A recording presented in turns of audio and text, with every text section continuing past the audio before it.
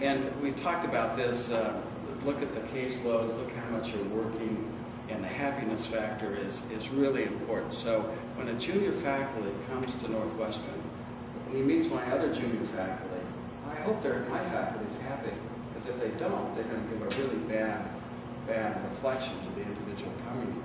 And these people that are coming to join and be recruited into your division are very smart, so they'll ask the other faculty, you guys happy? How much work you got? What are you doing to get home? So, I mean, it's the culture of success that I think breeds more success to come into it. And I told them where to look for the answers. Now, if you have a junior faculty that comes to you or is looking, I said, don't ask the search committee. They're not going to tell you the truth. Ask everybody else. So you're going to talk, you can PubMed your chief or your chair to see what they're doing. You can talk to the partners in the practice, and I think a tremendous source of information for junior faculty is to talk to the secretaries or the nurses of the OR fellows, because they will give really the true perception of what that department is all about. And then I think follow the money. I think see where the money goes in these institutions, and because again, it's the transparency of where the institution is putting their emphasis. And the final thing I'd like to talk about is the mentor. So when the junior faculty is looking at you as being a mentor, you have to look at their stature nationally. Are you going to push that faculty along? Are you going to put them on a committee within your national society and push them up that academic national ladder so they get the credibility and recognition that they deserve?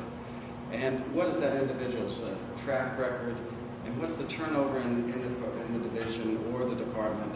And what's the time to promotion? So those are the things that I think that the faculty, the junior faculty talk amongst themselves. You know, it's sort of sometimes the old resident mentality was them against you, but they talk about each other and they understand how fast they go. And they're very competitive. So I have faculty come to me and say, how come I'm not being promoted more quickly? And I say, well, you have to get this done or you have to get that done.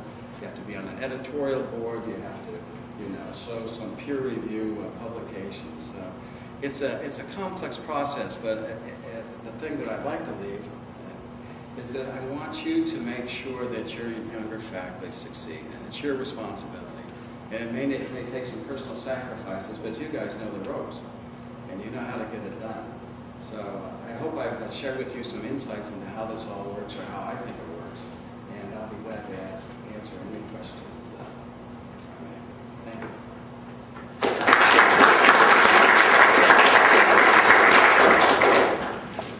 We're going to take questions and answers, a little session now with Dr. Pearce because he has to leave. You know what I did? I'll tell you what I did. This morning it snowed, so I took a train down here, and I got down here, and we have a long driveway. My car's the last one in the driveway because when it snows, you got to get off the street. I got the keys back. Nobody can get out of my house. They'll kill me. So you'll take a few questions. Oh, certainly, yes. And then after that, we're going to break, and the junior faculty are going to go to Searle, and there's a couple of lectures there, 2 talks, and then there are breakout sessions, and I think you all have the program. And Dr. Fifi is moderating that session, and he has extra programs. Questions for Dr. Pearce? Comments? These are very nice. And thanks for taking care of our patients. Thank you so much, Bill, for sharing your thoughts with us.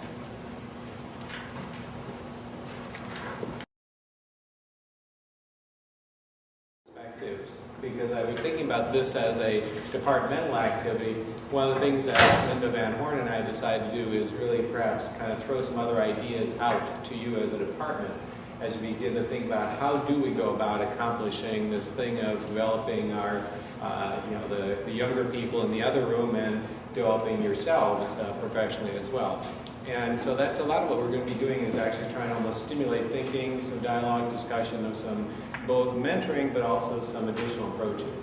So what Linda Van Horn and I have decided to do, if you can see up there on the slide, we're actually we're using the same presentation in 2 different rooms at the same time. because we got to thinking it might be kind of counterproductive if she was telling the junior people one thing, and I was talking to you and telling you something different. That probably isn't going to promote togetherness and singing from the same hymn book.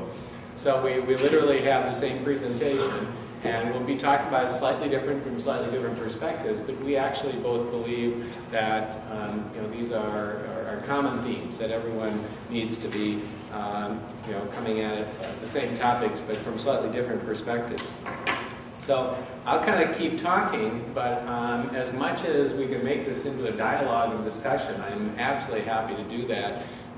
Or we can also, later on after I'm done or after Eric's done, we can get into broader discussions.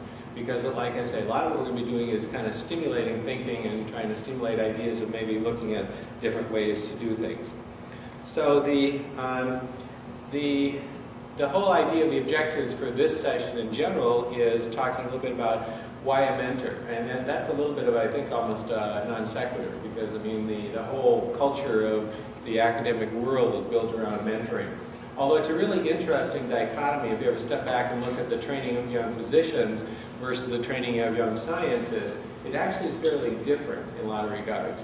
Because on the medical side, there's a more of a cohesive, here's a body of knowledge, here's a set of skills that you have to master, because we just can't afford any chances that you don't master these things. There's not much risk tolerance. Whereas in the research world that I grew up in, I mean, we have this big, well, you take a few classes, then you go in the lab and do something. And at that point, it's absolutely dependent on this mentor-based approach to life.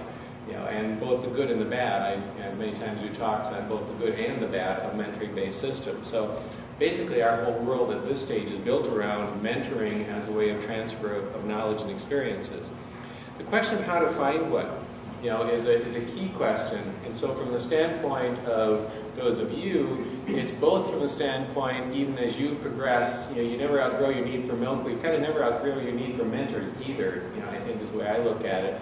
But now it becomes more of a peer mentor as necessarily somebody who's a whole lot farther along, but maybe a little bit farther along.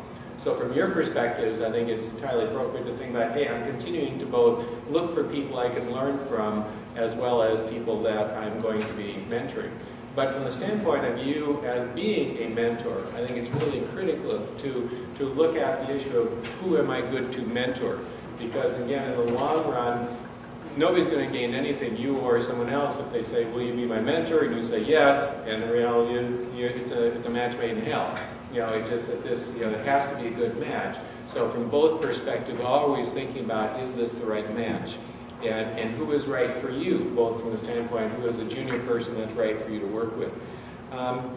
So these are a lot of what I think what we're trying to get across today as we go through these sessions. Most of you may be familiar with it, but just again, if you're not, the whole idea of mentor. And it's interesting because I've actually, what Trina did mention is I've really crossed over the dark side. I'm actually now doing social science research. So we've got a national, essentially it's a minimum 4-year study of literally studying how young scientists make career decisions, beginning from college up through graduate school and as long as the NIH will fund me. But the whole idea of language and the whole idea of use of words and how do people mean these. We all hear this term mentor, and you can read up there the classical definition of where mentor came from. But in reality, it's a very, very vague term or has very different meanings to different people. So I think my experience over the years is part of the problem I run into. I'll give you a perfect example. Yesterday, about 3 o'clock, I got a phone call in my office, and it's a young person on a K award, and she's put together this mentoring team, and one person left, and her primary mentors say, you've got to replace this person with somebody on your mentoring team, and she's saying, well, will you help mentor me? And I said, well, what does he want me to do? And so we got kind of into this discussion. What we really discovered is she had these 10 people who she identified as mentors, but was getting nothing from any of them because she didn't know what to ask them for. She kept saying, well, I got to find a mentor, or I need someone to mentor me.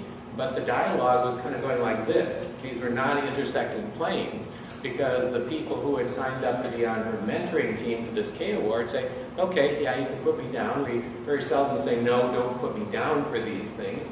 But then, when you get to come down to it, what is it you really want this person to do?